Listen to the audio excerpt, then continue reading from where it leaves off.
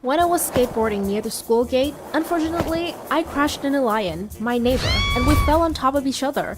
He angrily grimaced at me. Watch yourself, Chaos Breeder. Put a helmet on. It might help your hyperactive brain reduce the risk of injury by 65%.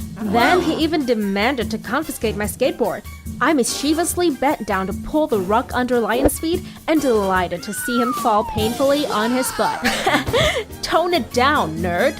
Even though Lion kept yelling behind me, I just nonchalantly ran away. Hi, I'm Aretha, 16 years old. When I was young, my mom always wanted me to be girly and gentle. But unfortunately, being girly is not me. I'm always mischievous and enjoy energetic activities. Not only did it upset my mom, but it also annoyed Lion, the nerdy guy who lives next to us. He really hated me and kept calling me by the nickname Chaos Breeder. Over the years, Lion and I had always been at odds with each other. Although we were neighbors and even attended the same class, we could never be close. Once, my uncle gave me a vuvuzela, a gift from his trip to Brazil. I was very excited and brought it to class. While all my friends laughed at the sound of it and my jokes, Lion thought the exact opposite. Be quiet, Aretha. I need to read a book. Oh, sorry, knowledgeable gentleman, but this is break time. You should return to your nerd planet to continue reading. Then I blew the vuvuzela even louder to piss him off. Then he suddenly grabbed a glass of water nearby and poured it directly into my vuvuzela. I immediately choked violently. Stupid face! You regret this! We started throwing things at each other until the principal showed up and punished me for causing a commotion in the classroom. Seeing me being led away, Lion smirked triumphantly.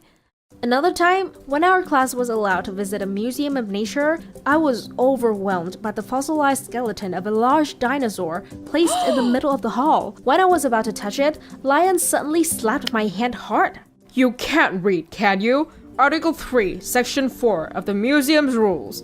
It is strictly forbidden to touch the specimen. Then he started giving me a long lecture on proper manners of the museum. I yawned in frustration and turned around to leave. Seeing that, he grabbed my shoulder. You're so impolite. Don't walk away when others are talking. I winced, squashed his hand away, and harshly pushed him back. But it seemed I had used too much strength. To my horror, Lion fell into the dinosaur skeleton and the skeleton fell on top of us. Not only was it painful, but also we were banned from the museum for years. Great. Every goddamn time I got involved with that nerd, I got a chain of bad luck coming after me. So from then on, I tried even harder to avoid him. But Lion was so annoying. That Sunday morning, I was woken up by loud music from his house. That nerd was definitely responsible for it, since his parents were on a business trip yesterday. Immediately, I went to his house in my pajamas. Stupid face! Turn that crappy music off before it becomes your last song. After several knocks, no one answered me. Furiously, I was about to kick the door, when suddenly, a handsome guy with a face like Shawn Mendes and a towel wrapped around his waist came out. Unfortunately, he took the full impact of my powerful kick. Ugh! What are you doing? I couldn't open the door because I was in the shower. Embarrassed, I quickly apologized to him and ran straight home. Since then, I had been trying to snoop around Lion's house to see who that guy was. After that somewhat disastrous meeting, I couldn't stop thinking about his gorgeous body and an angel-like face. Damn, I think I've fallen in love. Then suddenly, a hand hit my shoulder. Not only a chaos breeder, but now you're also a pervert who stalks other people's houses? I quickly shook my hand and explained everything, but unexpectedly, he mocked me. You like my cousin? Ew! Even The Conjuring is not as disturbing as this! Turns out that heartthrob is Kai, Lion's cousin. He would live here until the end of high school. Great! Excellent! Wonderful! So I have a chance to date him! Kai will never like you. Why? Cause he's not gay. You're like a boy and he's into feminine girls. Although I was extremely bitter at his taunt, I realized I didn't know anything about Kai and Lion was the only one who was close to him.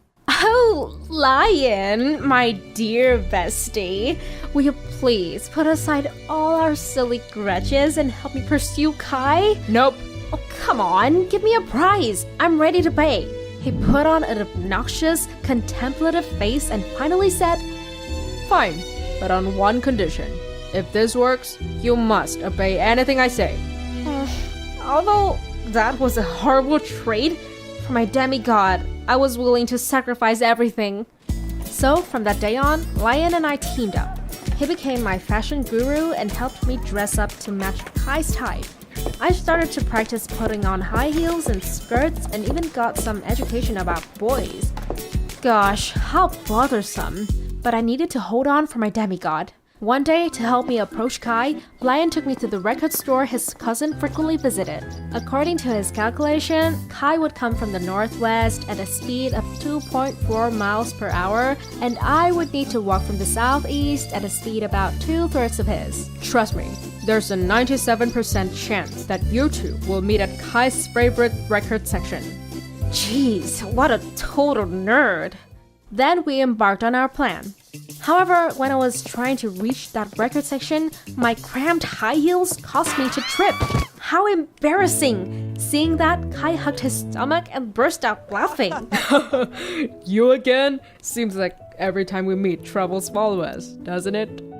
Unexpectedly, that incident made me closer to Kai. He asked for my number, then asked me out.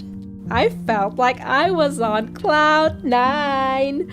After that, we grew closer each day. Once when we were hanging out, I mustered up the courage to ask him, Kai, please answer honestly.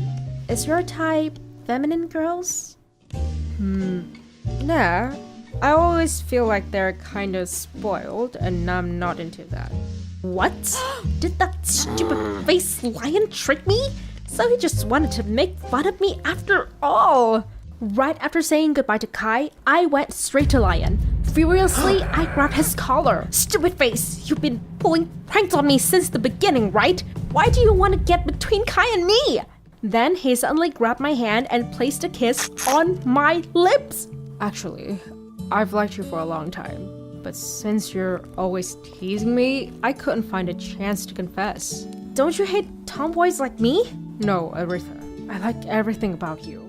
Even when you crashed into me on your skateboard, even when your clothes were boyish, and even when you laughed with a mouthful of food at me.